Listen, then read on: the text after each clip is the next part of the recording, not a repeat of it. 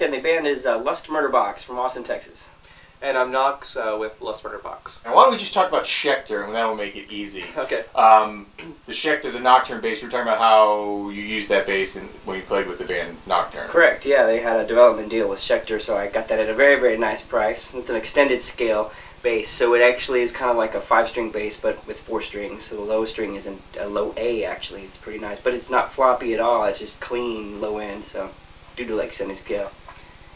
And then this is Nox's baby, the silver glitter.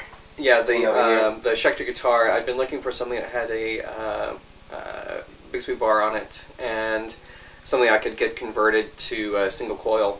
So the tone knob has actually has been retrofitted to switch on, switch off for a single coil pickup.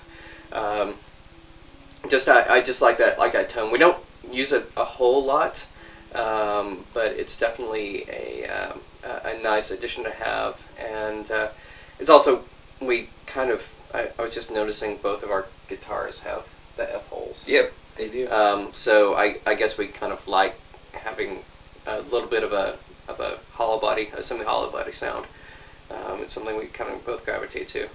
But then we've got the Jackson, the good old standby. What is the model of the Schecter guitar?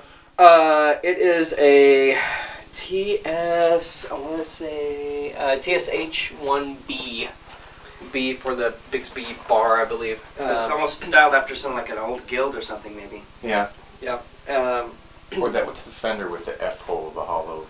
I forget the name of that one too. It's a Telecaster that has an F hole, I believe. Not all of them do that. And now Schecter has just made some really great stuff, and for people who don't have a whole lot of money, they come through really well. In fact, I hate to say this, but one of my personal heroes, Robert Smith, has now apparently switched completely from Gretsch, which he played for half a century, I think, and over to Schecter stuff now. It's not so bad to say that Mr. Cure is a personal hero. Yeah, I know, but I don't know, it kind of dates me and puts me in a certain light. But, so... Yeah, they're completely endorsed by Schecter now. Yeah. Both him and Simon Gallup, I saw him on the page the other day, I was looking. And, so you have the two Schecters, but you also have the Jackson. Mm-hmm. Got the Jackson guitar, that's his... You had that for him.